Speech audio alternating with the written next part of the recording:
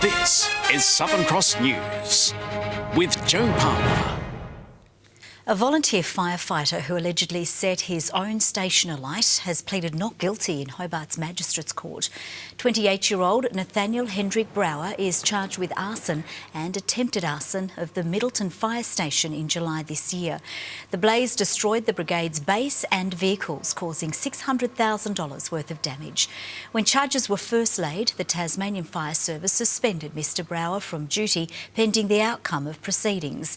He's due to reappear in court in October. The Coronial inquest into the death of a grandmother who died from hypothermia while staying in a shipping container at her daughter and son-in-law's property in 2010 began in Hobart today. The inquest hearing the makeshift accommodation at the Derwent Valley property was not properly sealed and that temperatures were near freezing. Also hearing misused finances and a lack of adequate care for the frail woman could be a significant factor in circumstances surrounding her death. Counsel assisting Alison Shand questioned why the woman, who required 24-hour care, was not in a nursing home. The couple was convicted of manslaughter in 2015, but both received wholly suspended 2-year sentences. Nearly 20 witnesses will give evidence this week.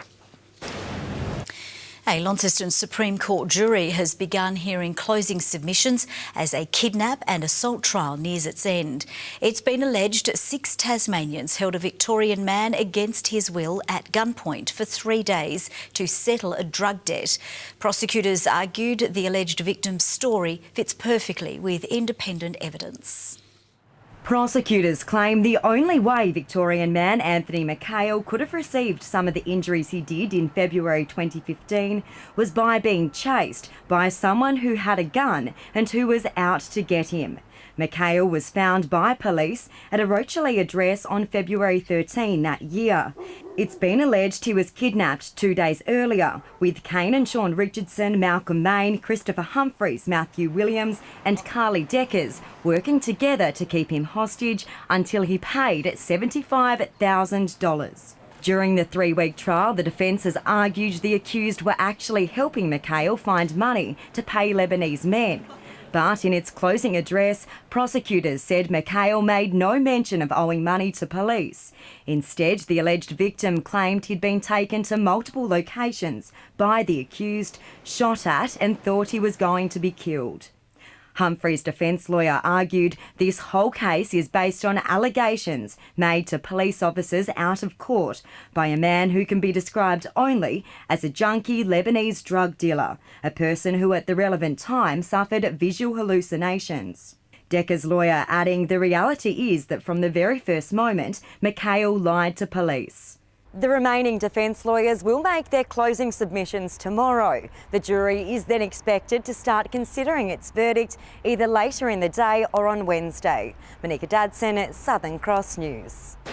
A prominent British Labor figure is describing Australia's growing inequality as a breeding ground for political discontent. For Tasmania, the gap between the rich and poor is the smallest in the nation. However, many are still plagued by disadvantage. It's an issue the former UK Shadow Chancellor Ed Balls believes should be debated as we head towards a state election. For Tasmania, inequality is entrenched in our lower wages, the state's population earning on average more than 20% less than most other Australians. Social service advocates say income is one barrier to improving living conditions. Access to the basics in life, health, education, employment, transport, good healthy food. Inequality is an issue being explored by prominent British political figure Ed Balls, who says Australia has largely avoided severe disparity in wages seen internationally. The kind of falling behind of wages and rising inequality, which have been part of the British, European, American scene for a number of years, that's starting to happen here. He says Brexit and the rise of Donald Trump proves inequality breeds discontent, recently seen in Australia's political landscape. When politicians say the economy's working, the economy's growing, there's too many people saying, well, it's not working for me because I'm not seeing my wages rising, I'm struggling to make ends meet. Social services say income assistance on a federal level is the biggest challenge. Particularly New Start, particularly income support payments, which many Tasmanians are forced to access because they haven't been able to access employment. But with Tasmania's jobs figures now at the national average alongside a growing economy, strategies addressing entrenched inequality are hoping to be pushed onto a state election debate. We've got to solve this problem and make sure that growth translates into rising living standards for working people. Jacqueline Robson, Southern Cross News. The need for Tasmania to offer a world-class hospitality and accommodation service across the state in order to maintain booming visitor numbers has been highlighted. The government announcing its re-election plans to transform the industry's main training centre, Drysdale, while also setting new tourism targets it's confident can be met by 2022. It's no secret many of the state's visitors flock to its capital. The government today pushing the need to see record visitor numbers also benefit regional economies. We have set the target that by 2020, 70% of all visitors coming to our state will spend a night in a regional area. Around only 53% of Tasmania's visitors stay overnight in a regional area.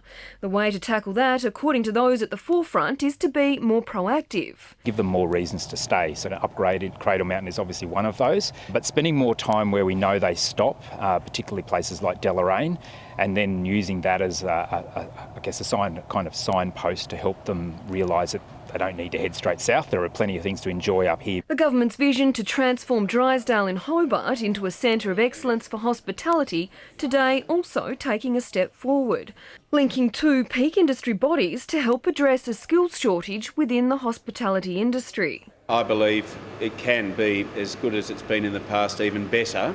But it needs to be more contemporary in governance structures, and importantly also to have industry players at the table providing industry perspective. The new leadership we've now got at TasTAFE, we've got a real change and a real happening in our industry, and I just want to get to this point today. It is the start of a long journey, but it's the start of a positive journey. Jessie Gilmore, Southern Cross News.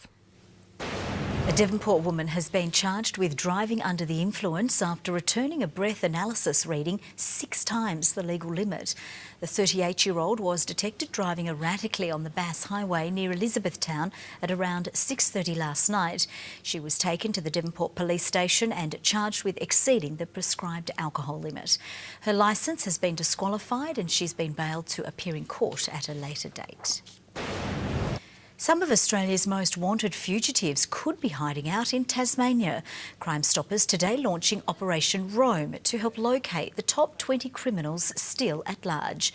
The public is being urged to keep a lookout despite no Tasmanian criminals making the rogue radar. What we have found is that a lot of criminals obviously cross borders. So those that have been nominated as most wanted in other parts of Australia, we still promote it in Tasmania. The rogue radar is available on the Crime Stoppers website. Tins were rattled across the state today for the RSPCA's annual Cupcake Day. The organisation hoping to raise $40,000 by serving tasty treats, with the funds to go directly to Tasmanian animals in need. All of that care of those animals comes through our animal care centres, and so all the funds raised from this go towards our animal care centres and the Inspectorate Service. It cost $3.5 million for the organisation to run throughout the year. As the weather warms up, people are being encouraged to make the most of outdoor areas and get active. But despite this morning's cold, Launceston community members embrace the challenge, joining in one of 6 weekly council-offered programs. Active Launceston's been set up about reducing the barriers people have to physical activity, and those barriers can be different for all different community members. So it may be about the lack of knowledge of what's available. Get involved with the Active Launceston website, no doubt. Get involved with the team there. They've got all the programs and when they're running, and obviously this one's running on a Monday morning right here in Torrens Park, and they're going to be right through the community. The new program has been extended to the town's northern suburbs and will run throughout spring. Australian scientists are hoping to crack the genetic code of clinical depression and are calling for volunteers to take part in a new study. The research aims to perfect existing treatments to target the illness through an individual's genetic makeup. For Lindsay, a debilitating episode of depression struck for the first time in her late 30s. Took the the impact in my life of a big major trauma for me to actually go, okay, we've got problems, we have to deal with it now.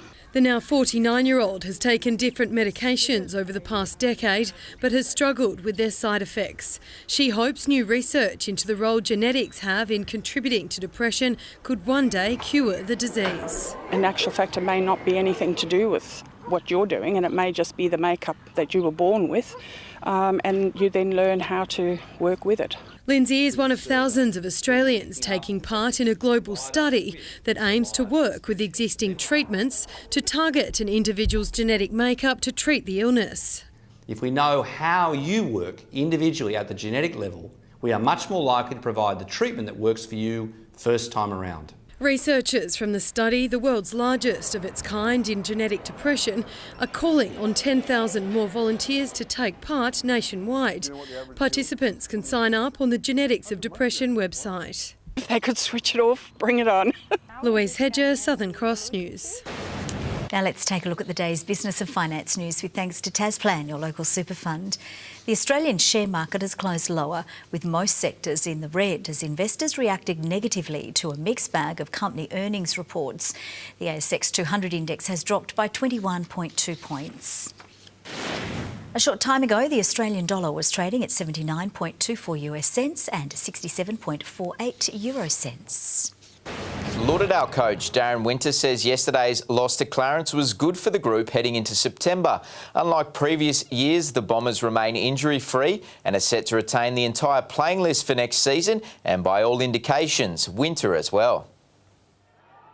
In any other circumstance, a 1-point deficit would be hard to swallow, but Winter didn't seem fazed in the slightest. The good thing is that you get that tough game and you review it a bit harder when you have a loss. So we'll certainly review it and make sure that we get a few things right. Saturday's loss was the Bombers' third straight to Clarence this season. Winter brushing off suggestions their Eastern Shore rivals have the mocker over them. No, I don't think so. I think the boys are... they know they're pretty close to the mark and they've just got to play a bit better for a bit longer, and the result will be there. A big key to the side's success has been its lack of injuries, with the Bombers boasting depth all over the ground, allowing them to run riot in the back half of the season. Halfway through the year last year, we had 14 injuries to senior players. That makes a massive difference. So this year we've probably had a maximum of 2 injuries. Winter says all but 2 of the senior list have signed back on to play in 2018, and he'll decide whether or not he will when the season is all said and done. Last year was a much tougher year, and I was probably a lot more hesitant last year to continue on this year. But this year's been a fun year. The group's been really good. The Bombers have the bye this weekend before the first round of finals, with the schedule and venues to be released on Wednesday. Meantime, Clarence's Jack Gleeson could be set to miss finals footy, with a TSL match review panel deeming the high contact he made with Lauderdale's Jordan Roberts in Saturday's match as intentional. Clarence have rejected the MRP's offer of a 2-match suspension with early guilty plea, and the matter will be heard tomorrow night. And the votes are in for the RACT Insurance Player of the Year in the TSL after round 20, with Jay Bowden securing the 3 votes in his 200th game for Glenorchy against the Tigers.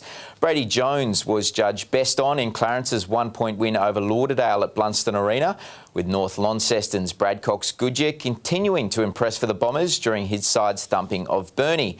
To the leaderboard, and Jay Bowden is 4 votes clear on top, with Cox-Goodyear now level with teammate Tom Couch on 16. Lauderdale's Bryce Walsh and Launceston's Brodie Palferman sit 3 votes back. The Launceston Tornadoes are back in town and preparing for another massive test when they take on the Braves in Bendigo this weekend, with coach Richard Dickel under no illusions about the task ahead. Very effective close to the hoop. They've got an opal in the back court, or an ex-opal in Kelly Wilson, who's just come back from injury. So they're pretty tough. The Tawns came from 17 points down against Dandenong yesterday to win it by 5 points and secure their spot in Saturday night's South Conference final.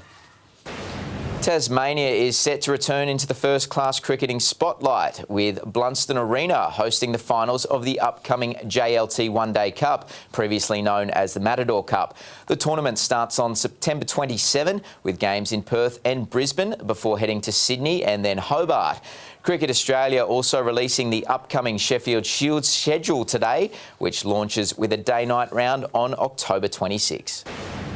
And a solid result for the state's sharpshooters at the World Pistol Shooting Championships in Germany, with Launceston's Chris Banfield and New South Wales teammate Peter Bruss placing second in the revolver and pistol world teams event.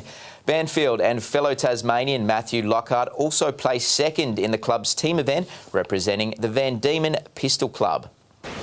Good evening. A chilly day across the state. Hobart reaching 14, Launceston and Burnie 12, Devonport 11. 14 was the top, with Friendly Beaches and Strawn hitting the magic number. St Helens, Grove, Bushy Park and Flinders Island all got to 13. 12 in Wynyard, Eddiston, Ouse and the Islands. Lowhead, Cressy and Smithton all on 11. The state's low was -6 and it was seen again in Lyowini.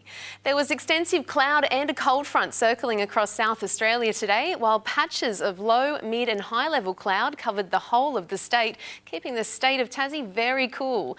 Tomorrow, a high-pressure system from the west will move over South Australia, shifting that low to New South Wales. High pressure will dominate the Tasman, while a cold front will lean into the Bight. In the west, a pair of heat lows are starting to brew. On the water, northwest winds to 20 knots, increasing to 30 knots in the west and south, 25 knots elsewhere during the afternoon, seas to 4 metres in the west and south. There's a strong wind warning tomorrow for southwestern and western coastal waters from Tasman Island to Sandy Cape. Tomorrow, Hobart could get a late shower with 15, Adventure Bay late showers 14, Tarraleah frost with a late shower and 10. Showers also expected in the north, Launceston 14, Devonport 13 and Bridport 15. Burnie showers 14, Strawn increasing showers 13, Marrawar showers 14. Much better on the east coast, partly cloudy in St Helens 15, sun for Swansea with 16 and Whitemark showers and 14. Looking ahead to the next 3 days, showers for Wednesday with snowfall to 700 metres, conditions should mostly clear by the evening. Thursday showers about the west, far south and Bass Strait, but fine elsewhere with a frosty morning for St Helens and Launceston. And Friday showers about the west and south, possibly reaching the north coast. Around the country tomorrow, showers for Perth with 19, Darwin sunny 33, Melbourne cloudy 17 and Sydney a sunny 20. And currently in Hobart, partly cloudy with 8, Launceston cloudy and 8, Devonport partly cloudy and 8. Back to you, Jo. Lovely. Thanks so much for that, Candice. Well, that's all from the news team for now. Have a great evening. Good night.